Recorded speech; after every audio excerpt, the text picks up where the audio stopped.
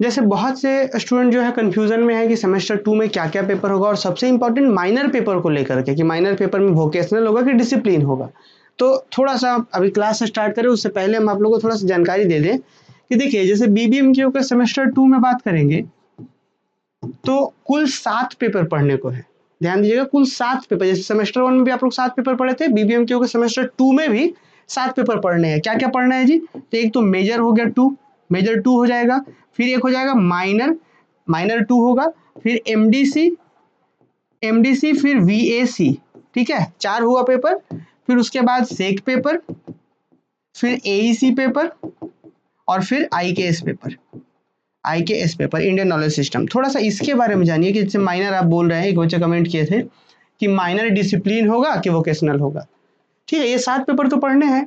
अब इसमें माइनर जो है, जैसे आपको बताया गया हो, जैसे सेमेस्टर 1, 3, 5, 7 माने जो भी आपके ऑड वाले सेमेस्टर है, जैसे कि देखिएगा सेमेस्टर 1 हो, सेमेस्टर आपका सेमेस्टर 1, 3, 5, 7, फिर इसके बाद सेमेस्टर 2, 4, 6, 8 माने ऑड और इवन करके चल रहा है। ये जो भी इवन है, सॉरी ऑड वाले जो भी सेमेस्टर है 1, 3, 5, 7, ऑड में क्या पढ़ना है आपको?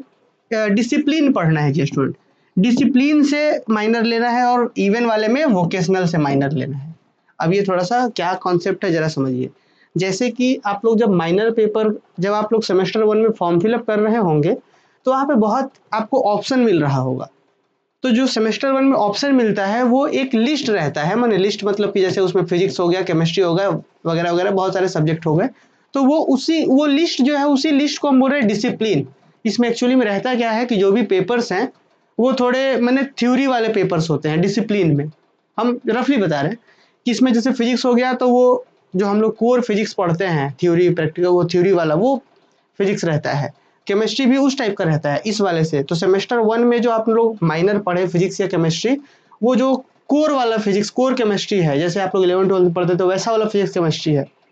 अब जैसे सेमेस्टर 2 में अब आप लोग आ गए तो अब आपको इस लिस्ट से नहीं लेना है। अब आपके लिए एक नया लिस्ट है जिसमें नाम वही फिजिक्स केमिस्ट्री और भी ऑप्शंस मिलेंगे, जिसका नाम है वोकेशनल।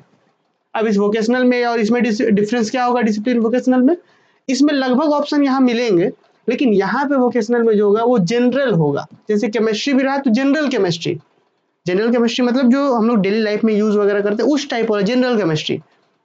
फिजिक्स भी रहेगा तो जनरल फिजिक्स रहेगा, है ना?